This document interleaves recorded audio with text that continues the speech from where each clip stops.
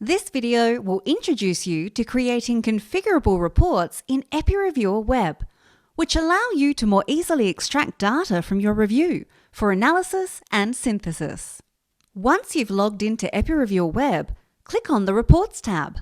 Then click on Configurable Reports and then New Report. Type in your desired report title and choose whether it will be a question or an answer report. A question report summarizes all of the codes below a parent code. An answer report displays an individual code's responses. As we want to show one code per column in this report, we're going to change the report type to an answer report.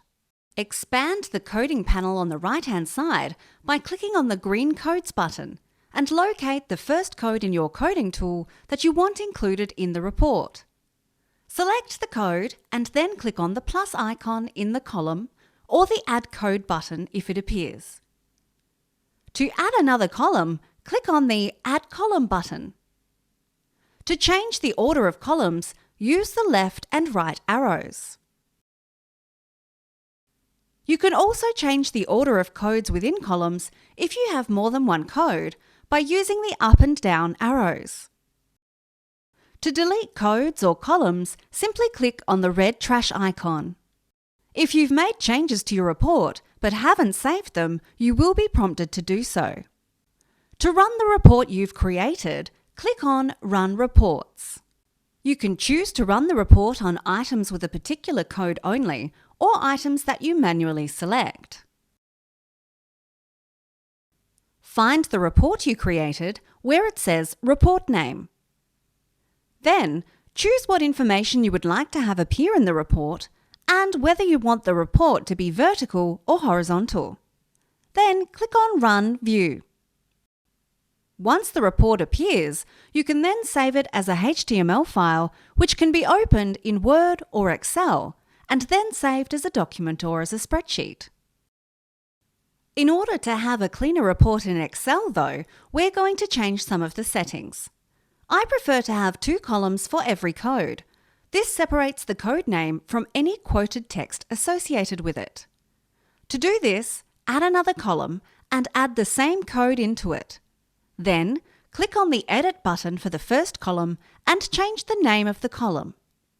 Then, click on the Edit button for the code and delete the display name text. Because we just want the code name in this column, we're going to uncheck the boxes Show Info Box Text and Show Coded Text. Then click Done. Click on the Edit button for the second column and repeat the step with the title, but this time add something extra to the column name. Click on the Edit button for the code, then delete the display name, and because we only want the coded text in this column, uncheck the Code Names checkbox and click Done. Save your work and click on Run Reports. Choose the report name again, check your settings, and click on Run View.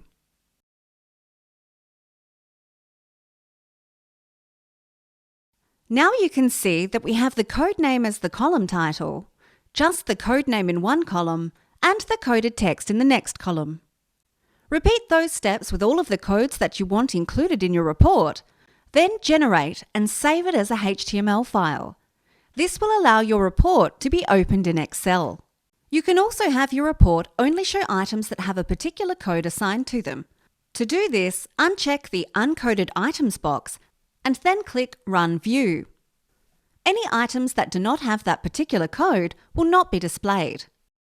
Thanks for watching. Please don't hesitate to contact us should you have any further questions.